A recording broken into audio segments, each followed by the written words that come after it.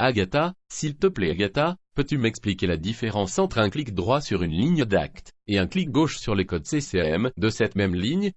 Mais bien sûr mon ami. Par un clic droit sur une ligne d'acte, tu vas pouvoir consulter le détail de l'acte en question.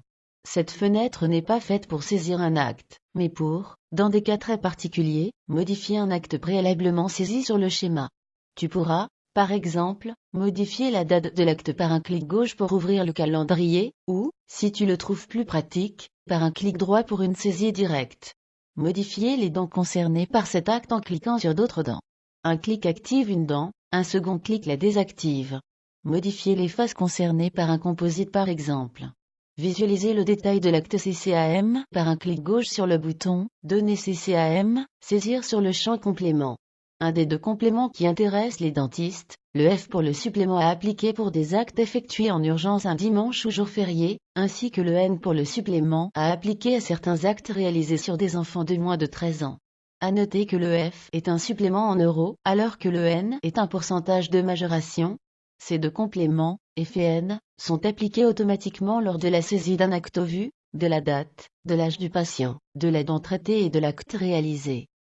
Supprimer la prise en charge de cet acte en effaçant le texte, produit ou acte à ne pas rembourser, ou bien, sélectionner un autre type de prise en charge dans le menu déroulant. Pour terminer les explications sur la fenêtre détail d'un acte, vous devez savoir que par un clic droit sur la barre de titre de la liste des actes CCM en bas, vous allez ouvrir la fenêtre de recherche des actes CCM. Cette recherche peut être faite par le code CCM de l'acte recherché, HBMD 044 par exemple,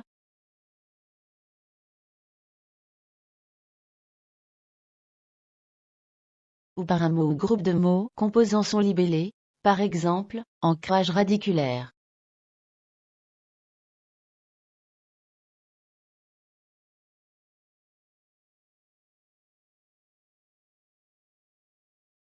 Vous avez 3 solutions pour revenir à la fiche du patient. Supprimer l'acte en sortant.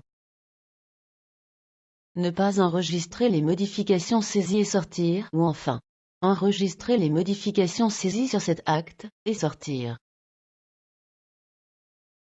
La deuxième partie de votre question portait sur ce que produit un clic gauche sur le code CCM d'une ligne d'acte.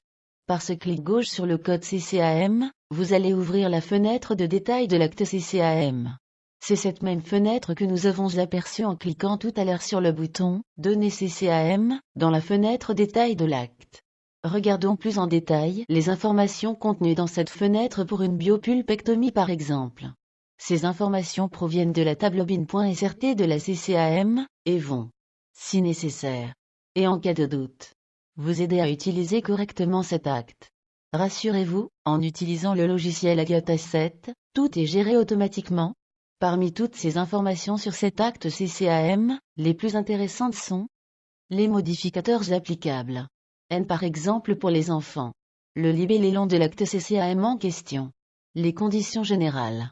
Dans notre cas, pris en charge et remboursable. Les notes.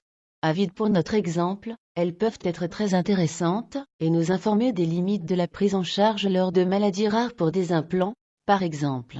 Les actes pouvant être associés. Pour notre cas, la biopulpectomie, nous trouvons ici les deux forfaits de radiographie pré-pair ou pré-pair et post-endodontie. Acte soumis à entente préalable. Spécialité autorisée à exercer cet acte. 19 pour les dentistes, 18 pour les stomatologistes, etc.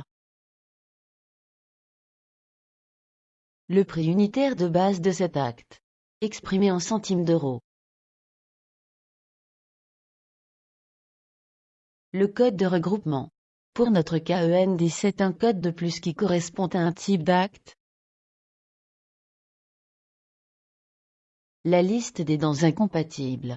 Et pour terminer, la majoration pour les départements d'outre-mer.